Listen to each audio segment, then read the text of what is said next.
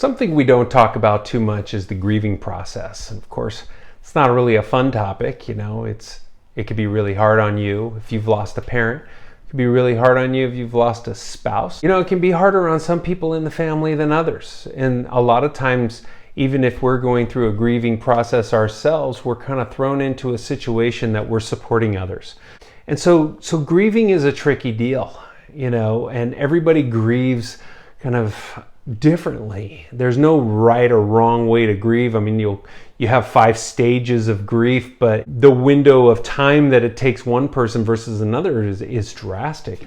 And when you add in the complications that many people are grieving before their loved one passes away, it complicates it even further. I know that for me, I've gone through some grieving about my mom's situation, and my mom has Alzheimer's and is not the same person that she was, for me during my life. So, it's really hard, and there is a bit of grieving from time to time, but it doesn't all just kind of hit you at one time like somebody passing. So let's talk about the techniques and things that you can do to help a loved one that's going through the grieving process. The first thing is probably the most basic thing, and that is you really need to open up your heart and listen to that person. You really want to make sure that they know that you're listening, that you're not trying to control their emotions, and just ease back, let them have their emotions, let them go through the process, let them cry. It's okay for them to cry. It's good for them to cry. So you want to be there listening and allow for some of that to just come out and happen. Encouraging that communication's key, and also look for opportunities to have great stories about your mom, your dad, your loved one. Celebrate them. Look at old pictures of them, tell old stories about them, encourage everybody around to do that sort of thing. That's gonna help, kind of keep that positive legacy alive for this person. If you're finding that your support and communication isn't enough, maybe this has been going on a while and the emotions are overwhelming and you're worried about this person, then we're talking about something a little different, right? And there's lots of programs out there that are free to you that you can take advantage of that are supported by our community. We got a great community.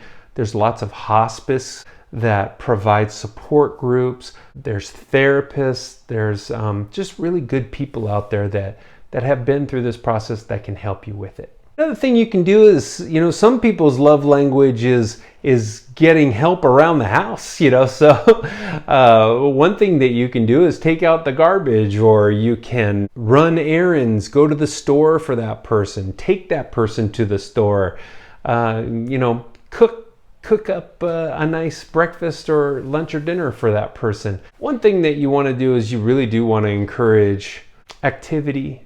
You want to encourage good habits, good meals. We want to make sure that this person is being taken care of, but also they're not getting too stagnant in that, movement and doing activities, doing fun stuff is a great way to process through grief. One thing that I would also say is that there's a tendency for the children of aging parents is to kind of really rush into putting a plan together, like right at, it could be like the day the person passes away and they're like calling me on the phone, like, we need to check out some assisted living, or we need to get a caregiver for my mom. And I would just say, give it some space a little bit, because there's so much change going on. Now, every situation is so different that I understand that's not always possible to wait. If there's any sort of danger, physical danger, then of course you don't want to do that. But sometimes the family can take up some of that slack. And I think that most parents that I've talked to feel a little more taken care of when it is a family member, especially if it's still within that 2-week period after that person's passing.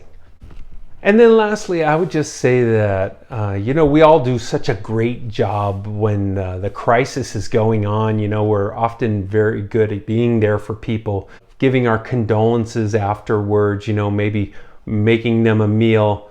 But time keeps going, right? And the support that you can give over time, and I'm talking about weeks, months, years, you need to be a part of kind of rebuilding the community for this person who's had this big loss. So if you can do those things, and that is where assisted living and caregivers can come in and help with. But I'm just talking about a phone call.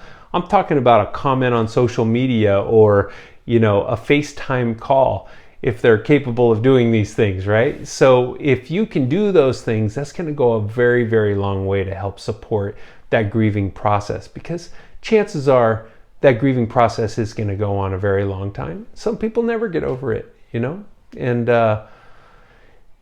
so I know it's not the happiest of topics, but I think it's an important one, and I just felt like that would be a good thing to wrap up our week and talk about. Okay, I'll talk to you soon. Thanks.